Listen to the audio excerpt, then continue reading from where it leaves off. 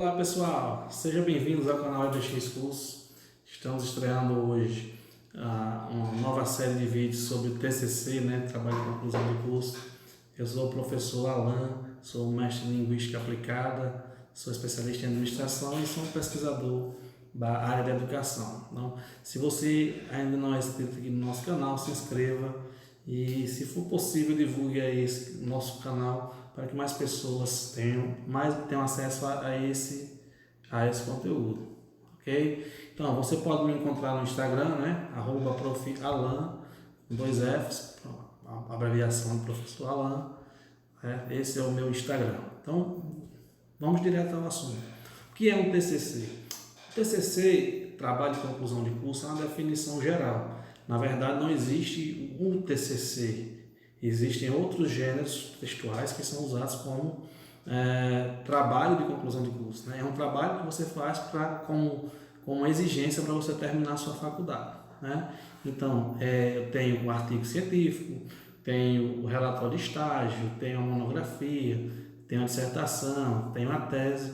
Esses são os tipos de trabalhos que são realizados na conclusão do curso. Então, o TCC não é um trabalho específico. O TCC é um nome geral para esse conjunto de trabalhos acadêmicos. Então, o que precisamos saber antes de começar um trabalho de conclusão de curso? Vamos ver aqui alguns pontos importantes, que eu trouxe para vocês. Primeiro, o TCC não é um trabalho burocrático, ou seja, todo aquele trabalho que é ensinado na educação básica, que o professor, educação básica do ensino infantil até o ensino médio, que o professor passa um tema para o aluno pesquisar, ele vai lá em casa, vai na internet, vai copiando e colando algumas informações ali de sites diferentes, coloca uma imagem. Isso é o que eu chamo de trabalho burocrático. Isso está muito longe de uma pesquisa científica. Lembrando que o TCC é uma pesquisa científica, ok? Então, o TCC ele é um trabalho objetivo. A pesquisa ela é um trabalho objetivo, ou seja, ela tem uma meta a alcançar. Mas que meta é essa? Investigar e buscar a solução para um problema. Vou dar rapidamente aqui um exemplo de problema para que fique mais clara a nossa compreensão. Então, o problema ele é observado empiricamente, ou seja, os dentistas, os médicos, os professores, os engenheiros, eles observam as coisas acontecendo, os problemas acontecendo nas suas respectivas áreas, e a partir daquela observação eles veem que algumas situações têm problemas que precisam ser corrigidos. No meu caso, eu observei que as crianças que estudam de manhã, no ensino fundamental 2, antes do intervalo, antes da merenda, elas são muito sonolentas, muito desmotivadas na sala de aula. E depois do intervalo, quando elas se alimentam, tem uma refeição, as crianças de escola pública, elas voltam com mais disposição. Então, observei que a alimentação influencia no desempenho da criança do ensino fundamental 2 dentro da sala de aula. Então, esse é um problema, ok? Então, além de não ser um trabalho burocrático, a pesquisa científica, ela exige planejamento. Então, não é você chegar no computador e dizer, vou fazer aqui a minha introdução, vou fazer aqui o meu resumo. Não funciona dessa parte. Isso aqui eu vou estar explicando na próxima tela, nas próximas telas eu vou estar explicando como é que funciona isso. Então, alguns exemplos aqui de pesquisa científica, por exemplo, investigação criminal, exame de sangue e novo coronavírus. Vou falar aqui um pouco da investigação criminal rapidamente, para que vocês entendam como é que funciona a pesquisa científica.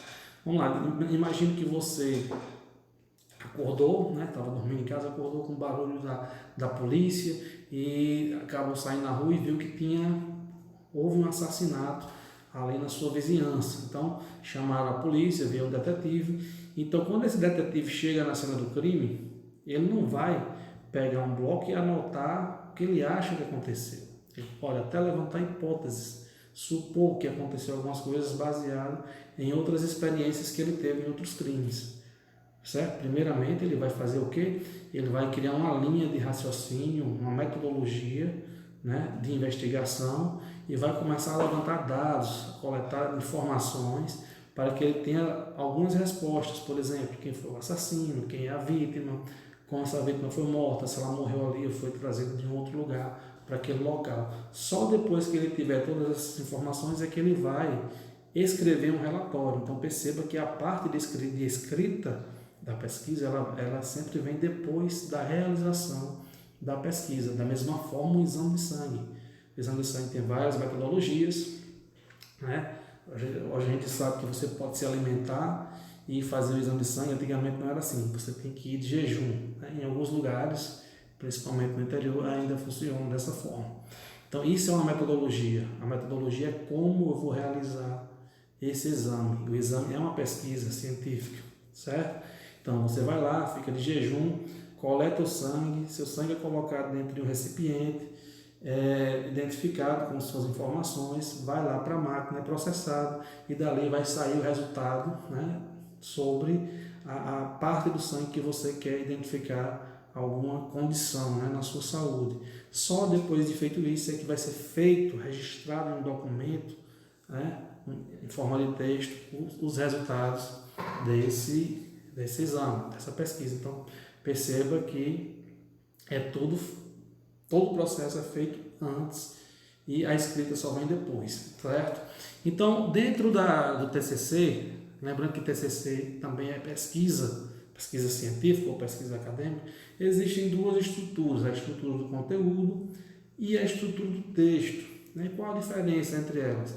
A estrutura do conteúdo, ela é toda pensada, toda planejada, né, sobre o que você vai pesquisar, certo? Então, depois que você pesquisa, né, depois que você escolhe a metodologia, né, escolheu o assunto, o problema sobre o qual eu vou pesquisar, certo? Qual metodologia eu vou usar? Vou usar a metodologia de campo, pesquisa de campo. Então, caio em campo, realizo a minha pesquisa, desenvolvo a minha estrutura, meu conteúdo, só depois que eu vou pensar na estrutura do texto, ok? Então, a estrutura do texto, quem vai me dizer é a ABNT. Se for um artigo, eu vou ter lá o título, o resumo, a introdução, o referencial teórico, metodologia, análise dos dados, conclusão, certo? Então, vai ter uma sequência aí de apresentação. Lembrando que a apresentação não significa que as etapas, na hora da realização, seguem a mesma ordem. Como assim? Eu não começo a realizar uma pesquisa pelo resumo. Então não tem como eu começar a escrever, a registrar o meu artigo pelo resumo. Porque primeiro eu tenho que fazer toda a pesquisa. Certo? Então lembrem, estrutura do conteúdo, o conteúdo que eu estou criando, né? Que é a pesquisa, e a estrutura do texto, que é como eu vou apresentar essa pesquisa. Ok? Beleza? Então vamos lá, a barreira do problema. Então, na minha concepção, a principal etapa da pesquisa é o problema, porque é o problema quem vai definir exatamente o que você vai realizar na sua pesquisa. Nas próximas telas eu vou explicar bem melhor como isso funciona. Então, se você não consegue desenvolver o problema, um problema bem feito, claro, né? Tenha clareza, que seja específico, você não vai sair do lugar. Ah, mas eu não posso começar a escrever uma introdução? Muito difícil fazer esse tipo de coisa. Até mesmo pesquisadores experientes vão ter problemas em começar a escrever a introdução, porque ele não consegue adivinhar os resultados da análise dos dados. Então, fatalmente, ele vai ter que alterar o seu trabalho, certo? Então, você só consegue começar a pesquisa e avançar na pesquisa se você tiver uma definição de problema bem clara, ok? Nas próximas telas estarei explicando como é que funciona isso. Então vamos lá. Agora sim vou dar uma visão geral do que é uma pesquisa científica. Então dividi aí em 4 pontos, né, gerais. Lembrando que as pesquisas elas mudam muito, né? Cada pesquisa gera um trabalho diferente. Então não existe, é igual ao ser humano. As pesquisas são totalmente diferentes, né, entre elas. Não existem pesquisas iguais, são muito diferentes. Então não tem como pegar um modelo e seguir o modelo para fazer sua pesquisa. Em algum ponto ela vai ficar totalmente diferente. Ok? Então o primeiro passo da pesquisa científica é detectar um problema. Então vamos lá. Esse problema é detectado, geralmente no cotidiano dos profissionais, de qualquer profissional. Como eu sou um professor, é normal que eu pesquise, e como eu pesquiso de fato, sobre coisas da educação.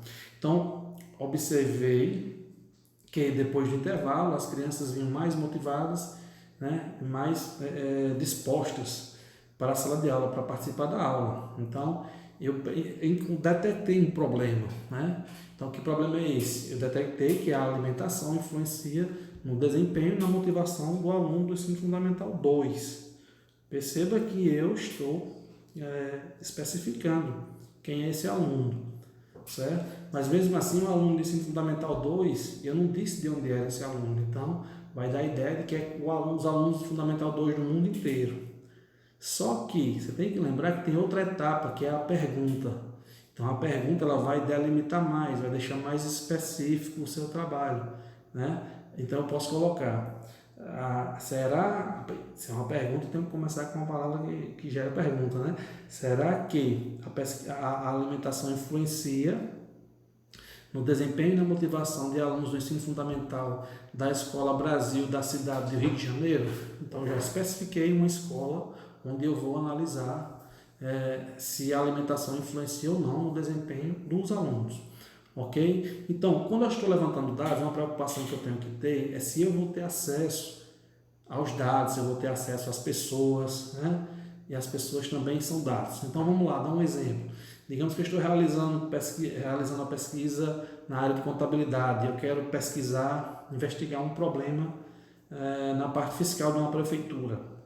Será que o gestor vai dar acesso a um aluno de uma faculdade aos seus dados contábeis para que ele procure algum problema?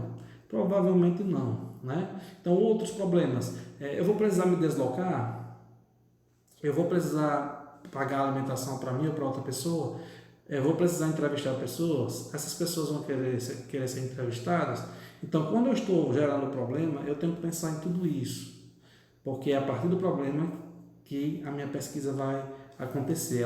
O problema vai gerar tudo isso, né? Todas essas preocupações, ok? Então, levantados os dados, é hora de analisar. Como é que eu faço essa análise? Eu faço essa análise comparando o meu referencial teórico com os meus dados. Então, ou seja, eu posso pegar dados, por exemplo, nesse meu caso, eu posso pegar 200 crianças desse colégio e perguntar para elas se elas se alimentam antes de vir para a aula. Digamos que 90% não se alimenta. Então, eu vou comparar isso com a minha teoria. Com o meu referencial teórico. Lá no meu referencial teórico, como a minha tese, a minha hipótese é que a alimentação influencia, porque eu observo o comportamento deles depois do intervalo. Então, o meu referencial teórico vai ter que ser feito nesse sentido, de mostrar que já existem pesquisas que mostram que a alimentação influencia, inclusive, nos próximos vídeos posso citar alguns exemplos. Se a alimentação realmente influencia no desempenho escolar de crianças. Então, feito o meu referencial teórico, eu vou analisar com meus dados.